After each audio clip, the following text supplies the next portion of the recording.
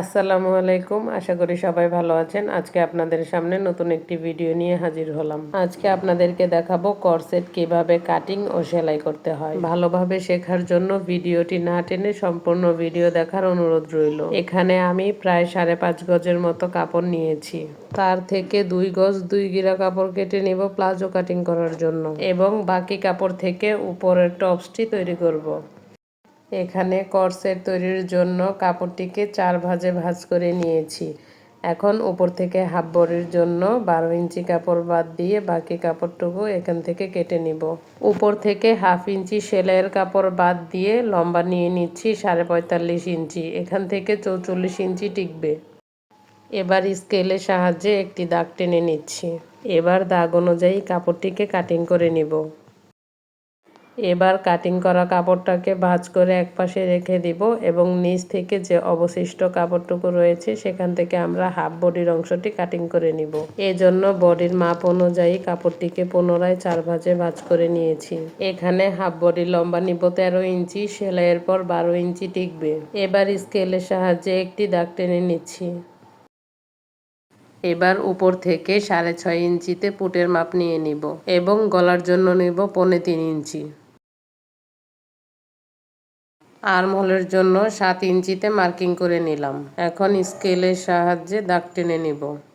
42 ইঞ্চি বডির জন্য এখানে 10.5 ইঞ্চিতে দাগ দিয়ে নিচ্ছি এবং 1 ইঞ্চি সেলাইয়ের জন্য অতিরিক্ত নিচ্ছি। এবার স্কেলের সাহায্যে বক্স করে নিয়ে আর্মহোলের শেপটি দিয়ে নিব। প্যাটের মাপটি বডি থেকে হাফ ইঞ্চি কমিয়ে 10 ইঞ্চিতে মার্কিং করে নিব এবং 1 ইঞ্চি সেলাইয়ের জন্য অতিরিক্ত নিব। এবার স্কেলের সাহায্যে দাগ দুটিকে টেনে নিব। নিচ থেকে প্রায় 1.5 ইঞ্চি ডাউন করে দিব। এতে করে তৈরি করার পর জামার কোনাটি আর ঝুলে পড়বে না।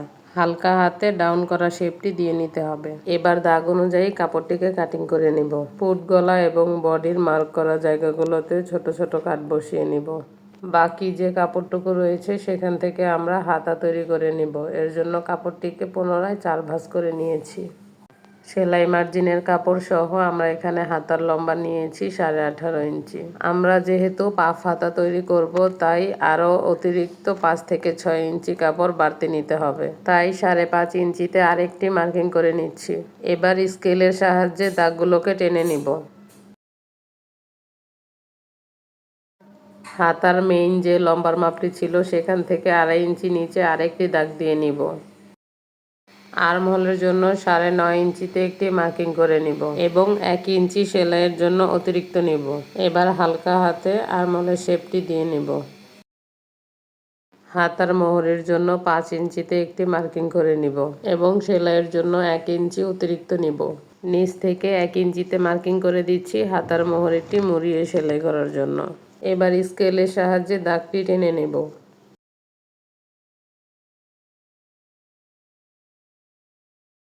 এতক্ষণ পর্যন্ত এটি একটি নর্মাল হাতার কাটিং ছিল। এখন উপর থেকে যে 5.5 ইঞ্চি কাপড় অতিরিক্ত নিয়েছি এখন সেখান থেকে একটি রাউন্ড শেপ করে নিয়ে আর্মহোলের আগের দাগটির সঙ্গে মিলিয়ে দিব। এবার হাতার কাপড়টিকে কাটিং করে নেব। এখন কর্সেটের প্লাজোটি কাটিং করে নিব। এর জন্য আমি এখানে 4 ভাঁজে কাপড় নিয়েছি। রাবার ঘরের জন্য নর্মালি 2 ইঞ্চিতে মার্কিং করতে হয়, কিন্তু আমার এখানে যেহেতু পাড়ের অংশ তাই আমি 1.5 ইঞ্চিতে মার্কিং করে নিয়েছি। এখন একটি স্কেলের সাহায্যে দাগটি মিলিয়ে দিব। এখান থেকে আমরা 18 ইঞ্চিতে একটি মার্কিং করে নিব। আমাদের এখানে যেহেতু 18 ইঞ্চি আছে তাই আমরা সম্পূর্ণ কাপড়টি নিয়ে নিব। এই দাগ থেকে এবার আমরা হাইয়ের মাপটি নিয়ে নেব। আমাদের এখানে হাইয়ের মাপ হচ্ছে 15 ইঞ্চি। যেহেতু প্লাজোটি আমরা পট্টি দিয়ে বানাবো এর জন্য আরও 1 ইঞ্চি অতিরিক্ত নিয়ে 16 ইঞ্চিতে একটি মার্কিং করে নিব। এবার এই দাগ দুটোকে একটি স্কেলের সাহায্যে টেনে নিব। এবার প্লাজোর লম্বার মাপটি নিয়ে নিব। আমাদের প্লাজোর লম্বা হচ্ছে 37 ইঞ্চি। এর জন্য 37 ইঞ্চিতে একটি মার্কিং করে নিব এবং 2 ইঞ্চি অতিরিক্ত নেব। এবার একটি স্কেলের সাহায্যে এখানে দাগ টেনে নিব। প্লাজোর মোহরি নিব 8 ইঞ্চি এবং 1 ইঞ্চি সেলাইয়ের জন্য অতিরিক্ত। এখানে দেখানো মাপটি ভালোভাবে বোঝা না যাওয়ার জন্য আন্তরিকভাবে দুঃখিত। এখন একটি শেপ স্কেলের সাহায্যে হাইয়ের এখান থেকে পায়ের মোহরি পর্যন্ত দাগটি দিয়ে নিব। এবার দাগ অনুযায়ী কাটিং করে নিব। এই যে প্লাজো কাটিং করা হয়ে গেছে, এখন প্লাজোর জন্য কলি বা পট্টি কাটিং করে নিতে হবে। এর জন্য সাইডের যে অবশিষ্ট কাপড় রয়েছে সেখান থেকে আমরা এই পট্টিটি কাটিং করে নিব। এই পট্টি কাটিং করতে তেমন কোনো মাপের প্রয়োজন হয় না। আনুমানিকভাবে চওড়ার দিকে 6 ইঞ্চির মতো এবং লম্বায় 7 ইঞ্চির মতো নিয়ে আমি পট্টিটি কাটিং করে নিচ্ছি। ভিডিওটি ভালো লেগে থাকলে লাইক, কমেন্ট এবং শেয়ার করতে ভুলবেন না। এবং আমার চ্যানেলে যদি নতুন হয়ে থাকেন তবে চ্যানেলটিকে সাবস্ক্রাইব করে বেল বাটন অলে দিয়ে রাখবেন। সবাই ভালো থাকবেন, সুস্থ থাকবেন। আল্লাহ হাফেজ।